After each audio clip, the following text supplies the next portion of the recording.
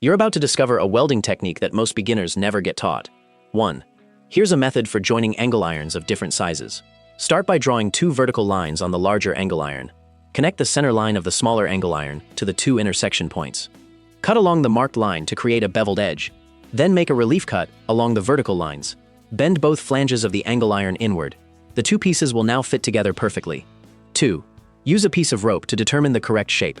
Trace the curved profile onto the square tube. Then draw the diagonal guideline and clearly mark the section to be removed. Cut along the marked lines. The square tube will now form a precise 90-degree corner joint. 3. Here's an easy way to cap the end of a square tube. Draw a triangular cutting pattern on the end of the tube. Remove the excess material, then cut a relief notch along the vertical line. Fold the remaining sections inward. The end of the square tube is now neatly sealed. 4. Here's how to join 3 square tubes in a 3-dimensional corner.